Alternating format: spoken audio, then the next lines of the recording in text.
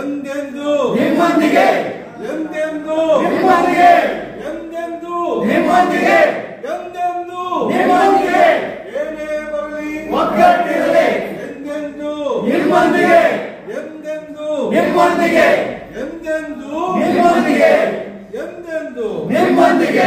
ನಮಸ್ಕಾರ ಕರ್ನಾಟಕ, ನಮಸ್ಕಾರ ಬೆಂಗಳೂರು. ಭಾರತೀಯ ಪ್ರಜೆಗಳ ಕಲ್ಯಾಣ ಪಕ್ಷ ಮುಂಚೂಣಿಯಲ್ಲಿರುವಂತಹ ಒಂದು ಪಕ್ಷ ಆಗಿದೆ. ಸೊ ಆಲ್ಮೋಸ್ಟ್ ಜಿಲ್ಲೆ ತಾಲೂಕು ಹೋಬಳಿ ಮಟ್ಟದಲ್ಲಿ ಪಕ್ಷ ಸಂಘಟನೆ ದೊಡ್ಡ ಮಟ್ಟದಲ್ಲಿ ನಡೀತಾ ಇದೆ. ಅದೇ ತರನೇ ಇವತ್ತು ನೂತನವಾಗಿ ರಾಜ್ಯಾಧ್ಯಕ್ಷರ ನೇಮಕಾತಿ ಕೂಡ ಆಯಿತು. ಅದರಲ್ಲಿ ವಿಶೇಷವಾಗಿ ಹಲವಾರು ಪ್ರಮುಖ ಪಕ್ಷದ ನಾಯಕರು, ಮುಖಂಡರುಗಳೆಲ್ಲರೂ ಉಪಸ್ಥಿತರಿದ್ರು. ಸೊ ವಿಶೇಷವಾಗಿ ನಾವು ನೋಡ್ಬೋದು, ಅಧ್ಯಕ್ಷರು ಗೋವಿಂದರಾಜ್ ಅವರು ಇದ್ದಾರೆ, ಅವ್ರನ್ನ ಮಾತಾಡ್ಸೋಣ. ಸರ್ ನಮಸ್ತೆ, ಹೇಳಿ ಸರ್, ಹೇಗನ್ಸ? ಸರ್ ನಮಸ್ಕಾರ. ಅಧ್ಯಕ್ಷರಾಗಿ ಪ್ರಮಾಣ ವಚನ ಸ್ವೀಕಾರ ಮಾಡಿದ್ದೀರಾ, ಏನ್ ಸರ್ ಏನ್ ಅನಿಸ್ತಾ ಇದೆ? ಅನ್ಸೋದು ಅನ್ನೋದಕ್ಕಿಂತ ನನಗೊಂದು ಅವಕಾಶ ಸಿಕ್ತಲ್ಲ ಸಮಾಜ ಸೇವೆ ಮಾಡೋದಕ್ಕೆ ಅಂತ. ಏನ್ ಸರ್ ಮುಂಬರುವ ಯೋಜನೆ? ಮುಂಬರುವ ಯೋಜನೆಗಳು ಬೇಕಾದಷ್ಟಿದೆ ಸರ್, ಒಂದಲ್ಲ ಎರಡಲ್ಲ ಸಾಕಷ್ಟಿದೆ, ಆಯ್ತಾ. ಅದರಲ್ಲಿ ಕಾರ್ಮಿಕರ ಸಮಸ್ಯೆ ಇದೆ, ಮತ್ತೆ ಜಲ, ಗಡಿ, ನಮ್ಮ ಭಾಷೆ, ಹಾಗೂ ಮತ್ತೆ ಈ ವಿದ್ಯಾಭ್ಯಾಸದ ವಿಚಾರ, ಹೀಗೆ ಹಲವಾರು ವಿಚಾರಗಳಿದೆ. ಅಬಕಾರಿ ಇಲಾಖೆದು ಇದೆ, ಎಲ್ಲ ಇಲಾಖೆದು ಇದೆ. ಫಾರೆಸ್ಟ್ ಡಿಪಾರ್ಟ್ಮೆಂಟ್ಗೆ ಹೋದ್ರೆ ಅರಣ್ಯ ಇಲಾಖೆದು ಇದೆ. ಪ್ರತಿಯೊಂದು ಇಲಾಖೆದೂ ಸಮಸ್ಯೆಗಳಿದೆ. ನಾವು ಹಂತ ಹಂತವಾಗಿ ನಮ್ಮ ಪಕ್ಷದ ವತಿಯಿಂದ ಒಂದಷ್ಟು ಜನ ನಾವು ಸಂಘಟಿತರಾಗಿ ಯಾವ ರೀತಿ ಮಾಡಬೇಕು, ಯಾವ ರೀತಿ ಒತ್ತಡ ತರಬೇಕು, ಸರ್ಕಾರಕ್ಕೆ ಒತ್ತಡ ತಂದು ಅದನ್ನು ಬಗೆಹರಿಸ್ಬೋದಾ, ಅಥವಾ ಅಧಿಕಾರಿಗಳಿಗೆ ನಾವು ಒಂದು ಮನವಿ ಮಾಡ್ಬೋದಾ. ಅಧಿಕಾರಿಗಳ ಮುಖಾಂತರನೂ ಆಗಲಿಲ್ಲ ಅಂತಂದರೆ ಸರ್ಕಾರದ ಗಮನಕ್ಕೆ ಮಂತ್ರಿಗಳಿಗೆ ಸಂಬಂಧಪಟ್ಟಂಥ ಮಂತ್ರಿಗಳ ಹತ್ರಕ್ಕೆ ಹೋಗಲೇಬೇಕಾಗತ್ತೆ. ಅದಕ್ಕೂ ಆಗಲಿಲ್ಲ ಅಂದರೆ ಏನು ಮಾಡೋದು? ಯಾಕೆಂದರೆ ಕಾನೂನು ರಚನೆ ಮತ್ತು ನಿಯಮಗಳೇನಿದೆ ಅದನ್ನೆಲ್ಲ ಆದಷ್ಟು ಬದಲಾವಣೆ ಮಾಡಬೇಕು ಅನ್ನೋದೇ ಒಂದಿರೋದು. ವಿದ್ಯಾಭ್ಯಾಸದ ಮಟ್ಟನೂ ಅಷ್ಟೇ, ಗುಣಮಟ್ಟ ಏನಂದ್ರೆ ಏನೂ ಇಲ್ಲ ಬೇರೆ ಹೋಲಿಕೆ ಮಾಡ್ಕೊಂಡ್ರೆ. ಅಂದ್ರೆ ಇವಾಗ ಸಂವಿಧಾನ ಕಾನೂನು ಆಲ್ಮೋಸ್ಟ್ ಎಲ್ಲ ಚೆನ್ನಾಗೇ ಇದೆ, ತಿದ್ದುಪಡಿ ಮಾಡ್ಬೇಕಂತನಾ ಇಲ್ಲ ಏನು? ಸಂವಿಧಾನ ತಿದ್ದುಪಡಿ ಮಾಡೋದು ಬೇಕಾಗಿಲ್ಲ. ನೀತಿ ನಿಯಮಗಳನ್ನ ನಾನು ಹೇಳೋದು. ಸಂವಿಧಾನ ತಿದ್ದುಪಡಿ ಮಾಡಿ ಅಂತ ನಾನು ಹೇಳಲ್ಲ. ಸಂವಿಧಾನ ತಿದ್ದುಪಡಿ ಮಾಡೋ ವಿಚಾರ ನಾನು ಮಾತಾಡೋದಕ್ಕೆ ನಮ್ಮ ಪಕ್ಷದಲ್ಲಿ ಆಯ್ಕೆ ಆದಂಥ ಶಾಸಕರಾಗಲಿ, ಮಂತ್ರಿಗಳಾಗಲಿ, ಸಂಸದರಾಗಲಿ ಇಲ್ಲ. ಹಾಗಿದ್ರೆ ನಾವು ಕೂತು ಏನು ಮಾಡಬೇಕು ಅನ್ನೋದು ಹೇಳ್ಬೋದಾಯಿತು. ನಮ್ಮ ಪಕ್ಷ ಬೆಳೀತಾ ಇರೋ ಪಕ್ಷ. ಈಗ ನಾವು ಇನ್ನೂ ಚಿಕ್ಕ ಸಸಿ ಬೆಳಿಬೇಕಾದ್ರೆ ನಾವು ಸಂವಿಧಾನ ಚೇಂಜ್ ಮಾಡಿ ಅನ್ಕೊಂಡು ಹೋದ್ರೆ ಜನ ನಮ್ಮನ್ನ ಆಹ್ವಾನಿಸಲ್ಲ. ನಾವು ಸಾರ್ವಜನಿಕವಾಗಿ ಆಕರ್ಷಣೀಯವಾಗಿರ್ಬೇಕು ಅಂತಂದ್ರೆ ನಾವು ಅವ್ರ ಕೆಲಸ ನಾವು ಮಾಡಬೇಕು. ನಾಗರಿಕರಿಗೆ ಅವ್ರಿಗೆ ಸಂಬಂಧಪಟ್ಟಂತ ಸೌಲಭ್ಯ ಸೌಕರ್ಯಗಳನ್ನ ಸರ್ಕಾರದಿಂದ ಏನು ಒದಗಿಸ್ಕೊಡ್ಬೇಕು ಅದು ಅವ್ರ ಮನೆ ಬಾಗಿಲಿಗೆ ಹೋಗಿ ತಲುಪುವಂಥ ಕೆಲಸನ ನಮ್ಮ ಪಕ್ಷದ ವತಿಯಿಂದ ನಾವು ಪ್ರತಿನಿಧಿಯಾಗಿ, ನಮ್ಮ ಪಕ್ಷದ ಪ್ರತಿನಿಧಿಯಾಗಿ, ನಾ ರಾಜ್ಯಾಧ್ಯಕ್ಷನೇ ಅಂತ ಅಲ್ಲ, ಒಬ್ಬ ಮೆಂಬರೇ ಆಗಿರ್ಬೋದು, ಒಬ್ಬ ಸಾಮಾನ್ಯ ಕಾರ್ಯಕರ್ತ ಆಗಿರ್ಬೋದು, ನಮ್ಮ ಪಕ್ಷದಿಂದ ಎಲ್ಲರೂ ಹೋಗಿ ಜವಾಬ್ದಾರಿಯಿಂದ ಆ ಕೆಲಸ ಮಾಡೋಂಥ ಪ್ರಯತ್ನನ ನಾವು ಮಾಡ್ತೀವಿ. Very nice.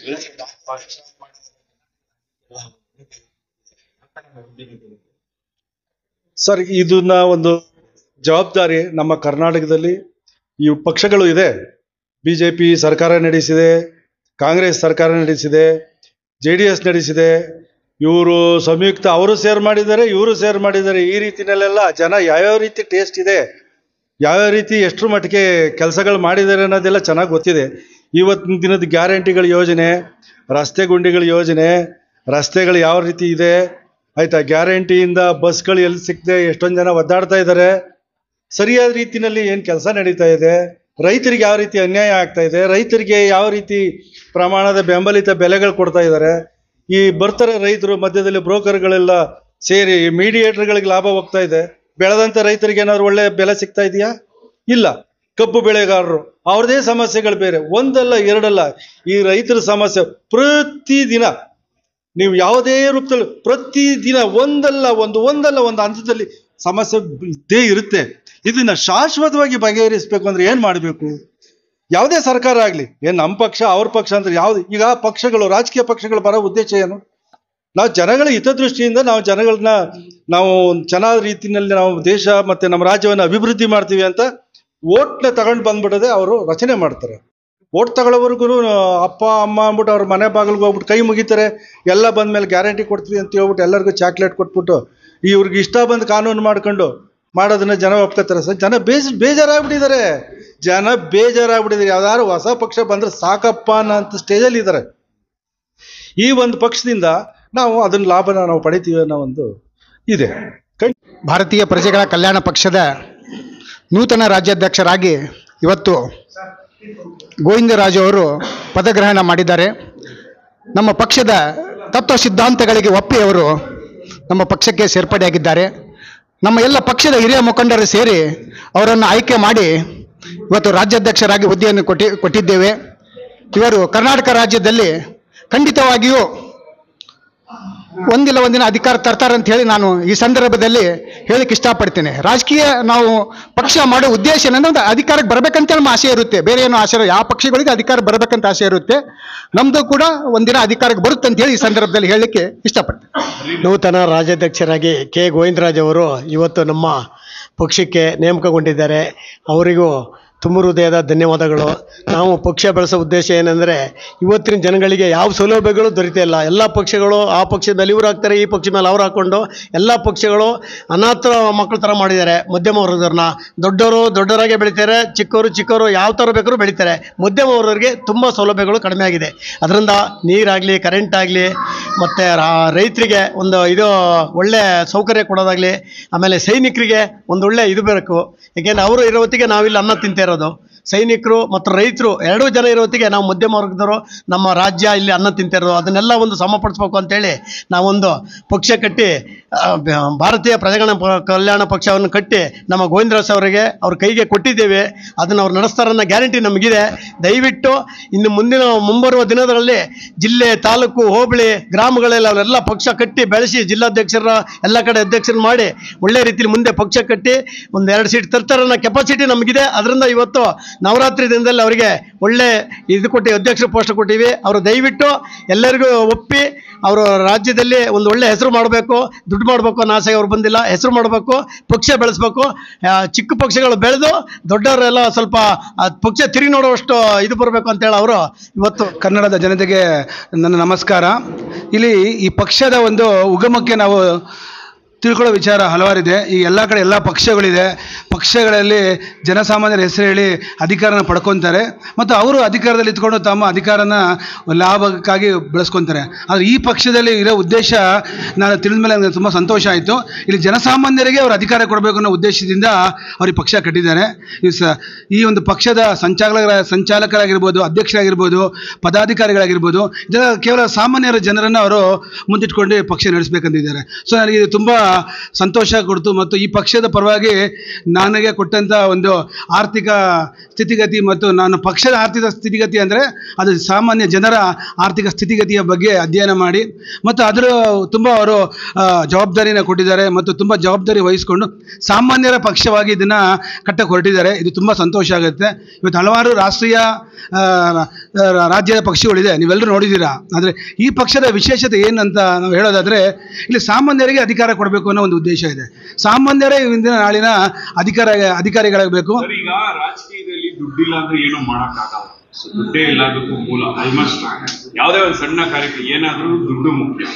ಸೊ ರೆವಿನ್ಯೂ ಕಲೆಕ್ಷನ್ಗೆ ಯಾವ ತರ ಪಕ್ಷ ಹೇಗೆ ಕಾರ್ಯಕ್ರಮ ರೂಪಿಸುತ್ತೆ. ಫಾರ್ ಎಕ್ಸಾಂಪಲ್ ಇವಾಗ KSR ಪಾರ್ಟಿ ಅವರು ಒಂದು ಬೂತ್ ಮಟ್ಟದಲ್ಲಿ ಒಂದು ಕಲೆಕ್ಷನ್ಸ್ ಮಾಡುವ ಮುಖಾಂತರ ಬೇರೆ ಬೇರೆ ಅವರದೇ ಆದ ಒಂದು ವೈಖರಿಗಳಿದೆ, ಅವ್ರದೇ ಆದ ಒಂದು ಸ್ಟೈಲ್ಸ್ ಇದೆ, ಅವರು ಒಂದು ಫಂಡಿಂಗ್ ಮಾಡ್ತಾರೆ. ಆ ತರ ನಿಮ್ಮ ಒಂದು ಪಾರ್ಟಿ ಅಂದ್ರೆ ನಿಮ್ಮ ಪಕ್ಷದಿಂದ ಸೊ ನೀವು ಆರ್ಥಿಕ ಸಲಹೆಗಾರರಿದ್ದೀರಾ. ಸೊ ನೀವು ಯಾವ ತರ ತಯಾರಿ ನಡೆಸ್ಕೊಂಡಿದ್ದೀರಾ ಪಕ್ಷ ಸಂಘಟನೆ ಮತ್ತೆ ಆರ್ಥಿಕ ಬಲಪಡಿಸ್ಲಿಕ್ಕೆ, ಆರ್ಥಿಕವಾಗಿ ಸದೃಢಗೊಳ್ಬೇಕಂದ್ರೆ ಆ ನಿಟ್ಟಿನಲ್ಲಿ ಹೇಗೆ ಕ್ರಮಗಳಿದೆ, ಏನು ಯೋಜನೆ ಏನಾದ್ರು ರೂಪಿಸಿದ್ದೀರಾ?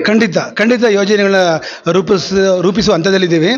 ನೀವು ಹೇಳಿದಾಗೆ ಆರ್ಥಿಕವಾಗಿ ನಮ್ಮ ಪಕ್ಷ ಬಲವರ್ಧನೆಗೊಳ್ಬೇಕಂದ್ರೆ ಪಕ್ಷ ಯಾರಿಂದ ಆಗುತ್ತೆ ಹೇಳಿ? ಪಕ್ಷ ಜನಸಾಮಾನ್ಯರಿಂದ ಆಗುತ್ತೆ. ಆ ಜನಸಾಮಾನ್ಯರ ಆರ್ಥಿಕ ಬಲನ ಹೆಚ್ಚಿಸೋದ್ರಲ್ಲಿ ನಮ್ಮ ಪಕ್ಷ ಮುಂಚೂಣಿನಲ್ಲಿರುತ್ತೆ. ನಾವು ಜನಸಾಮಾನ್ಯರ ಆರ್ಥಿಕ ಸ್ಥಿತಿಗತಿಯನ್ನು ಹೆಚ್ಚಿದೆ ಆದರೆ ಅವರು ಒಳ್ಳೆ ಸ್ಥಿತಿಗತಿನಲ್ಲಿರ್ತಾರೆ, ಅವರು ಪಕ್ಷ ನಡೆಸ್ಕೊಂಡು ಹೋಗ್ತಾರೆ. ನಾವು ಯಾವುದೇ ಜನಗಳ ಹತ್ರ ಶ್ರೀಮಂತರ ಹೊತ್ತಾಗಿ ಹಣ ತಗೊಂಡು ನಮ್ಮ ಪಕ್ಷ ನಡೆಸಬೇಕು ಅಂತ ನಾವಂತ ಗುಲಾಮಗಿರಿಯಾಗಿ ಅಂಥ ಥರ ಪಕ್ಷ ನಾವು ಕಟ್ತಾ ಇಲ್ಲ. ಇಲ್ಲಿ ನಾವು ಸಾಮಾನ್ಯರನ್ನು ನಾವು ಆರ್ಥಿಕವಾಗಿ ನಾವು ಸದೃಢಗೊಳಿಸ್ಬೇಕಂತೀವಿ. ನಾನು ಒಬ್ಬ ವಿದ್ಯಾಕ್ಷೇತ್ರದಲ್ಲಿದ್ದೀನಿ, ನಾನು ಉಪನ್ಯಾಸಕನಾಗಿದ್ದೀನಿ, ಆರ್ಥಿಕ ತಜ್ಞನಾಗಿ ನಾನು ಏನು ಹೇಳ್ತೀನಿ ಅಂದರೆ ನಮ್ಮ ಸರಿನ ಮೂಲ ಉದ್ದೇಶ ಶಿಕ್ಷಣ. ನಮ್ಮ BR ಅಂಬೇಡ್ಕರ್ ಅವರ ಏನು ಮೂಲ ಆಧಾರ ಏನು ಸಂವಿಧಾನದ ಬಗ್ಗೆ ತಿದ್ದುಪಡಿ ಅದು ಇದು ಎಲ್ಲ ಮಾತಾಡ್ತಾರೆ. ನಿಜವಾದ ಸಂವಿಧಾನದ ಹಕ್ಕನ್ನ ಜನಗಳಿಗೆ ತಲುಪಿಸುವುದೇ ಒಂದು ದೊಡ್ಡ ಕಾರ್ಯವಾಗಿದೆ. ಅದು ಯಾರೂ ತಲುಪಿಸ್ತಿಲ್ಲ.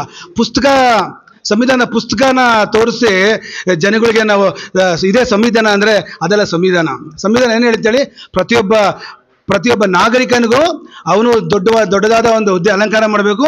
ಅವನು ಪ್ರಧಾನಮಂತ್ರಿ ಆಗ್ಬೋದು, ಅವನು ಚೀಫ್ ಮಿನಿಸ್ಟರ್ ಆಗ್ಬೋದು. ನಮ್ಮ ಪಕ್ಷದಲ್ಲಿ ಎಲ್ರಿಗೂ ಮುಕ್ತ ಅವಕಾಶ ಇದೆ. ಯಾರಾದರೂ ಹೊಣೆಗಾರಿಕೆ ತಗೊಂಡು ಸಾಮಾನ್ಯ ವ್ಯಕ್ತಿಯು ಸಹ ನಾನು ದೇಶದ ಒಬ್ಬ ನಾಯಕನಾಗ್ತೀನಿ ಅಂದರೆ ನಾಯಕನ ರೂಪುಗೊಳ್ಳುವಿಕೆಯಲ್ಲಿ ನಮ್ಮ ಪಕ್ಷ ಖಂಡಿತ ಅವರಿಗೆ ಸಹಕಾರ ಕೊಡುತ್ತೆ. ಇದು ನಮ್ಮ ಪಕ್ಷದ ಒಂದು ಅಸ್ತಿತ್ವ. ಇದು ಆರ್ಥಿಕವಾಗಿ ನಾವು ಪ್ರತಿಯೊಬ್ಬ ಪ್ರಜೆ ಕರ್ನಾಟಕ ನಾಡಲ್ಲಿ ಅವನು ಸದೃಢವನಾಗಿದ್ದ ಅಂದರೆ ಪಕ್ಷ ತನ್ನಿಂತಾನೇ ಬೆಳೆಯುತ್ತೆ. ಪಕ್ಷ ಒಂದು ಚಿಹ್ನೆ ಅಷ್ಟೇ. ನಾವು ಚಿಹ್ನೆ ಜನಗಳಿಗೆ ಗುರುತಿಗೋಸ್ಕರ ಚಿಹ್ನೆ ರೂಪಿಸಿದ್ದೀವಿ. ನಾವು ಪದಾಧಿಕಾರಿಗಳಾಗಿ ನಾವು ನಿಂತಿದ್ದೀವಿ. ಆದರೆ ಇದು ಜನರ ಪಕ್ಷ, ಜನರಿಗೋಸ್ಕರ ನಾವು ಕಟ್ಟಿದ ಪಕ್ಷ. ಇಲ್ಲಿ ಜನರು ಯಾವಾಗ ಬೇಕಾದ್ರೂ ಬರ್ಬೋದು. ಅವರ ಸಲಹೆ ಸೂಚನೆಗಳು ಮತ್ತು ಅವರ ಪಕ್ಷ ಇದು. ನಾವ್ಯಾರು ಇದರಲ್ಲಿ ಅಧಿಕಾರದಲ್ಲಿ ನಾವು ಇದ್ದೀವಿ. ಇವತ್ತು ಅವ್ರ ರಾಜ್ಯಾಧ್ಯಕ್ಷರು ಆಗಿದ್ದಾರೆ. ನಾವೊಂದು ಅಧಿಕಾರದಿಂದ ನಾವು ಪಕ್ಷ ಬೆಳೆಸೋದಲ್ಲ. ಪ್ರತಿಯೊಬ್ಬ ಜನರಿಗೆ ತಮ್ಮ ಅಧಿಕಾರ ಏನೋ ತಿಳ್ಕೊಳ್ಳುವಂಥ ಸಂಘಟನೆ ನಮಗೆ ಪಕ್ಷ. ನಾನು ಹೇಳ್ತೀನಿ, ಕೃಷ್ಣ ಬೈರೇಗೌಡರಂಥ ಕಂದಾಯ ಸಚಿವರು ಸಿಗಬೇಕಾದ್ರೆ ನಾವು 7 ಜನ್ಮದ ಪುಣ್ಯ ಮಾಡಿರಬೇಕು ಈ ರಾಜ್ಯದಲ್ಲಿ. ಆದರೆ ಅವರು ಅಂಥ ಒಳ್ಳೆ ಮನುಷ್ಯ ಇರುವಾಗಲೂ ಅವ್ರ ಕೈ ಕೆಳಗಡೆ ಇರ್ತಕ್ಕಂಥ ಎಲ್ಲ ಜಿಲ್ಲಾಧಿಕಾರಿಗಳು, ಅಸಿಸ್ಟೆಂಟ್ ಕಮಿಷನರ್ಗಳು, ತಹಸೀಲ್ದಾರ್ಗಳು ಯಾರೇ ಆಗಲಿ ಅವ್ರ ಕೈ ಕೆಳಗಡೆ ಇರೋರು ಕೆಲಸಗಳು ಮಾಡ್ತಾ ಇಲ್ಲ. ತಹಸೀಲ್ದಾರ್ ಕೆಲಸ ಮಾಡಿದ್ರೆ DC ಮಾಡಲ್ಲ, DC ಮಾಡಿದ್ರೆ ತಹಸೀಲ್ದಾರ್ AC ಮಾಡಲ್ಲ. ಹಿಂಗಿದ್ದಾರೆ ಅವರು. ಒಳ್ಳೊಳ್ಳೆ ಕಾನೂನುಗಳು ಜಾರಿ ತರ್ತಾವ್ರೆ ಇವರು, ಆದರೆ ಅಧಿಕಾರಿಗಳು ಪಾಲನೆ ಮಾಡ್ತಾ ಇಲ್ಲ. ಮಕ್ಕಳ ಹೈಯರ್ ಎಜುಕೇಷನ್, ಮಗಳ ಮದುವೆ, ಕನಸಿನ ಸ್ವಂತ ಮನೆ, ಇದಕ್ಕೆಲ್ಲ ಹೆಂಗೆ ಹಣ ಹೊಂದಿಸ್ಬೇಕಂತ ಟೆನ್ಷನಲ್ಲಿ ಇದ್ದೀರಾ? ಇರೋ ಚಿನ್ನನ ಅಡ ಬಿಟ್ರೆ ಬಡ್ಡಿ ಮೇಲೆ ಬಡ್ಡಿ ಕಟ್ಟಬೇಕು. ಮಾರಿಬಿಡೋಣ ಅಂದ್ರೆ ಅರ್ಧಕ್ಕರ್ಧ ಕೇಳ್ತಾರಂತ ಆತಂಕದಲ್ಲಿದ್ದೀರಾ? ಟೆನ್ಷನ್ ಬಿಡಿ. ನೀವು ಅಡವಿಟ್ಟ ಚಿನ್ನವನ್ನ ಬಿಡಿಸಿ ನಿಮ್ಮಲ್ಲಿರೋ ಹಳೆ ಚಿನ್ನವನ್ನ ಇಂದಿನ ಆನ್ಲೈನ್ ರೇಟಿಗೆ ಕೊಂಡುಕೊಂಡು ತಕ್ಷಣ ನಿಮಗೆ ಬಾಕಿ ಹಣ ಕೊಡ್ತೀವಿ. ಕೋಟ್ಯಾಂತರ ಜನರ ಆತ್ಮವಿಶ್ವಾಸ ಹಿಂದೂಸ್ತಾನ್ ಗೋಲ್ಡ್ ಕಂಪನಿ. ಇದು ನಮ್ಮೆಲ್ಲರ ಕಂಪನಿ.